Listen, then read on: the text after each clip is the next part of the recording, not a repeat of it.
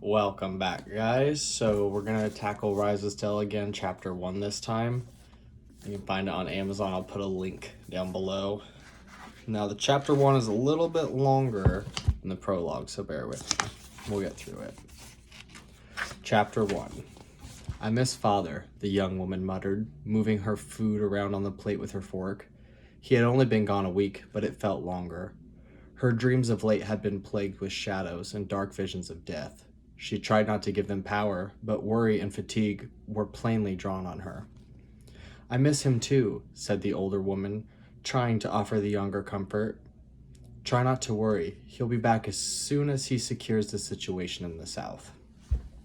Stella looked to her elder and offered a faint-hearted smile. Yes, mother. Worry was not apparent on her. She was a queen and carried herself with an envious stoicism. Stella was envious of much of her mother and father. They had sun-kissed yellow hair, fierce yellow-colored eyes, and a barely visible golden glow exuding from them. Their appearance was indicative of their favor and gifts from the sun god Raylin. The strongest of the gifted were always chosen to lead by their people, and their offspring would carry on their legacy, with their gifts, unique physical attributes, and the title of monarch. Stella, however, was ordinary. Albeit pretty by most standards, she lacked her parents' gifts and unique appearances. She had brown hair and brown eyes. What exactly is the situation? She spoke with the etiquette expected of a princess, and hopes her mother would be truthful and plain. Her mother and father kept much from her. They acted like they were protecting her from the world, but she and them knew that Stella may not be their successor. If another strong gifted were to rise, they would take her place. It's nothing to trouble yourself over, the queen continued with her meal, slicing a piece free from the large steak on her plate. Missing people, reports of strange shadows, and the sound of wailing emitting from them? I shouldn't trouble myself with that? Stella shifted uncomfortably in her chair, shocked by her outburst as much as the queen. Her mother paused, mouth wide, with a piece of steak held in front of it. She looked to Stella and sat her silverware down. Stella knew she crossed a line, questioning the judgment of both her mother and the queen. She prepared herself, unsure of what reaction to expect. So now we're eavesdropping? She took a drink of wine from her golden goblet while maintaining eye contact with Stella. The question was rhetorical, indicated by her tone, but Stella could not fight the urge to defend herself. The queen raised her hand for silence and set the goblet down. One day you may become queen. No one can say for certain. No gifted have arisen, and from what I understand, we are a dying species across the world. She remained stoic, but her eyebrow twitched slightly with frustration. Until that time, I am the queen and you are a princess. This means that you are not privy to every matter that crosses a monarch's path. She paused, allowing the weight of her words to sink in. To question me is to question Raylin. Do you question a god? She paused, her tone becoming harsher as she spoke. Of course you don't. The queen continued without allowing Stella a reply. On this matter, I sent your father and a small force as a precaution. Through prayer, Raylin advised me to send an even smaller force than I chose. If he is not concerned, then neither am I, and you, as a princess, definitely shouldn't be. The queen breathed in deeply and sat back in her chair, checking her emotions and regaining her familiar stoicism. The common people embellish the truth. While we are not certain of the situation, I refuse to entertain ghost stories conjured by the people, and neither will you. I won't allow it. Can I please finish my dinner in peace? Silence fell on the dinner table, save the occasional crack of wood in the hearth. Stella forced a bite into her mouth and swallowed both the food and the humiliation. The queen picked up her silverware and stabbed the previously sliced piece of meat with her fork. She sighed and raised it to her mouth. The dining halls burst open, releasing a loud crack as they hit stone walls behind them. The queen closed her mouth and threw her silverware onto the table. Your Majesty, urgent news. A short, older man stood in the doorway. He was breathing heavily and wiped sweat from his brow with a piece of cloth from his pocket. "I'm sorry for the intrusion, Your Majesty, but this cannot wait." The queen sighed and rose from her chair. Stella rose alongside her and curtsied as expected. The queen met the intruder at the doorway. She looked like a giant compared to the servant beside her. Her high-heel shoes added extra inches to her already tall stature. She wore a green dress with embroidered gold suns. Her long yellow hair was loosely braided and positioned atop her head, imitating a crown. Her posture was straight, and she held her hands together in front of her abdomen, radiating grace, beauty, and power. "It's about the South," the man attempted to whisper. Stella focused in on the fire, pretending not to eavesdrop. The queen hissed and looked back at Stella. "Not here."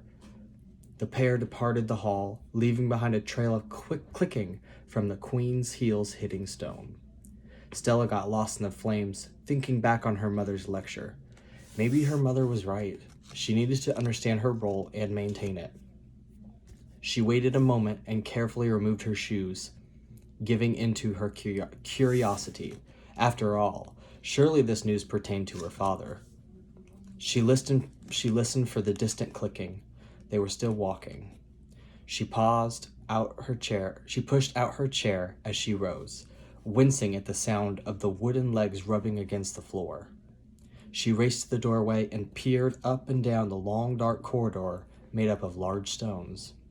Confident that no guards were patrolling, she entered the corridor and walked along one side of the torchlit walls towards the sound of her mother's heels. The sound of clinking metal from plate armor echoed through the halls. Stella dropped low and listened to determine the direction the guards headed in.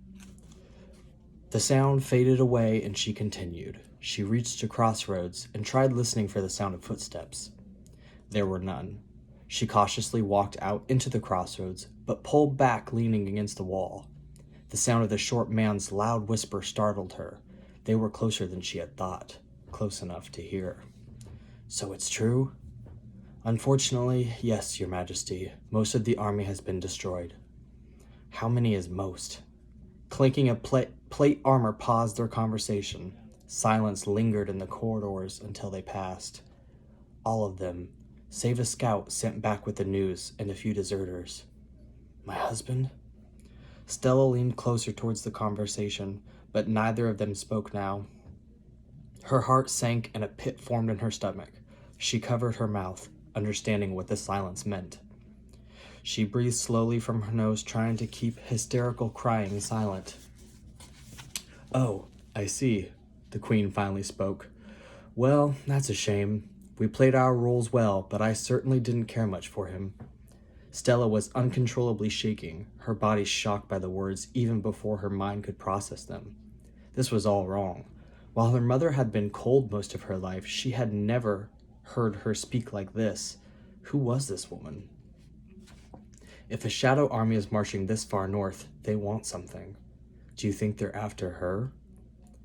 "I don't know. What purpose would she serve to them?" "Did your sister ever say—" "No," the queen hissed, cutting off the man. "I did not agree to this. Rest assured, if a choice must be made—" "Your Majesty," the guard said, passing the pair. Stella leaned back as flat against the wall as possible as they walked past. "Find the deserters and kill them. Cowardice is not tolerated." "Your Majesty," the servant replied, accepting her orders. Stella ran back towards the dining hall, realizing the conversation was at an end. Her mind was whirling. A shadow army? Her mother's sister? This girl? So many questions, but no way to find answers. If her mother knew she was eavesdropping again after her lecture, the consequences would be more severe. At this moment, she feared the queen like she never had. "Oh, send that scout to me," the queen added as she walked away. The clicking of her heels rang out behind Stella, but she was confident she had a good enough lead the queen would not see her. Stella made it back to the dining hall, her mother's shoes following close behind. She adjusted her hair, wiped the sweat from her brow and the tears from her cheek, and caught her breathing. She waited for the queen's footsteps to near, and she stepped out of the dining hall, purposefully bumping into her mother. "Oh, Stella, what are you doing?" Sorry, Mother. I was just off to bed. I did not want to disturb you. She hoped she seemed calm, despite her heart racing. She found she could not make eye contact with her. Her tone and demeanor told nothing of grief. She truly did not care that her husband had died. All right, my dear. The queen pulled Stella towards her and kissed her forehead. Try to get some sleep. You look dreadful. Stella nodded and walked away calmly towards her chambers. Her mind struggled to make sense of the evening. The queen watched her walk away, taking note of her bare feet. She raised a brow with question. Strange girl. She shook her head and entered the dining hall. Her stomach began an uproar in the scent of the steak and vegetables that awaited her. She hoped this time she would be able to eat without interruption. Liza sat at the table with her wine goblet in hand. She watched the crackling fire and thought back on her conversation with her servant. The wine and ambiance of the room relaxed her. Her eyes grew heavy as she slowly began to drift asleep. A knock caused her to jump awake. Your Majesty, I am the scout. You wanted to see me? Yes, come in, have a seat. She gestured at her daughter's now empty chair. The scout sat and nervously twitched his leg in anticipation. He investigated the fire that held Liza's concentration. You saw the battle? Liza suddenly spoke. Yes, Your Majesty.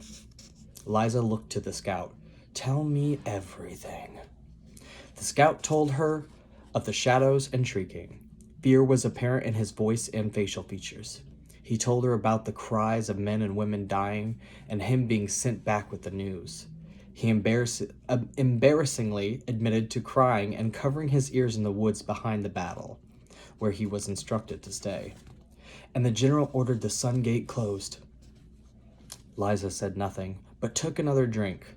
I see, she said with disappointment. She looked back to the fire that began to expire. Do you know what I hate most in this world? Liza flashed an unsettling grin. The scout watched her with confusion. Cowardice. She took a drink. Don't you find it weak and pathetic? Almost sickening, really. The scout began to sweat and shift uncomfortably. Liza glanced back at him and smiled. As she gazed at him, her smile morphed into a look of disdain. You're free to go. The words dripped from her lips like venom. The scout did not move. Fear had frozen him. Liza clenched her jaw. Even now in her presence, he shows his cowardice. Rage bubbled inside her. Energy slowly seeped out of her eyes and danced wildly in front of her. The scout was horrified. He rose from his chair, but paused, staring into Liza's eyes. She did not speak, but a sweet voice echoed in his mind. You are not afraid. For the first time in your life, you feel at peace. A soft choir of hums accompanied the voice. The scout sat back down, relaxing back into his chair. His gaze locked with hers. The golden energy wrapped around him, comforting him like a blanket. The energy continued from Liza's eyes, feeding the aura surrounding the scout. The scout's eyes grew heavy as time passed and finally closed. The light entered his body through his nose and mouth and disappeared. Liza held an open palm facing her and violently clenched it shut. Her eyes set ablaze with golden fire. The hearth exploded. The dying fire was renewed, larger than before. The energy rushed out of the scout's mouth as it was called back by Liza. The scout frantically tried to breathe, and his body twitched in protest. The energy danced around Liza's fist and grew as the energy continued to return. The scout's neck wrinkled, his face sank, and his teeth decayed. Years of youth were melting away.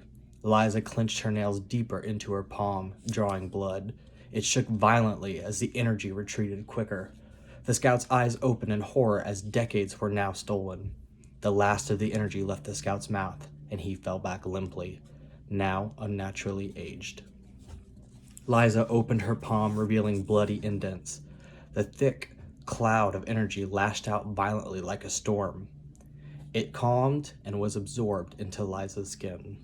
The nail marks healed, and the energy spread throughout her body. She watched as it moved visibly under the skin. Liza released soft sounds of pleasure as her body regained vitality. Her joints loosened, the aches of age vanished, wrinkles straightened on her brow, and her skin softened. The light dissipated, and Liza closed her eyes and released a long sigh of relief. She rose from her chair, savoring the ease of it. She had not noticed how much her body endured until it was restored. She had used her gifts for years to prolong her youth and beauty, but she had never taken youth from another until now. This was different. Instead of prolonging age, this process seemed to reverse it. Liza exited the dining hall and was greeted by the older, short servant she previously spoke with. He was taken aback by her transformation indicated by his face, but he said nothing. "Get rid of that, would you?" Liza gestured at the slumped corpse coldly. The servant nodded and clapped his hands. Guards came forth and took instruction from him. Liza left the scene and made her way to her chambers. She admired her skin as she walked, holding her arms up in front of her face and rubbing them. "Perfection," she whispered gleefully. All right, there is a little bit more. Oh, there's literally like 2 more paragraphs, but I need a drink right now. Please hold.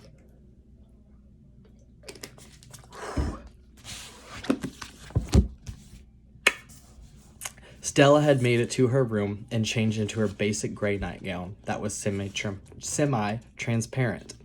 She crawled into bed. She formed a ball with one of her blankets, clutched it close to her chest for comfort. Her room was dark with no windows. It was a common practice for bedrooms to have no windows in the Holy Lands, as the sun unwaveringly hung in the sky at all times. She sobbed quietly. Her father was dead. He was the only source of warmth in her life, her only friend. Her stomach growled with rage, and exhaustion struck her like a blunt object. She faded into a deep sleep, revisiting ceaselessly haunting dreams. Okay, that was chapter 1.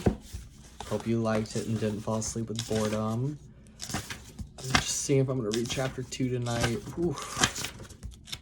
I'm actually enjoying this probably more than you are. I haven't actually read it since I completed it, so this is like, I mean, apart from editing it, I haven't actually read it.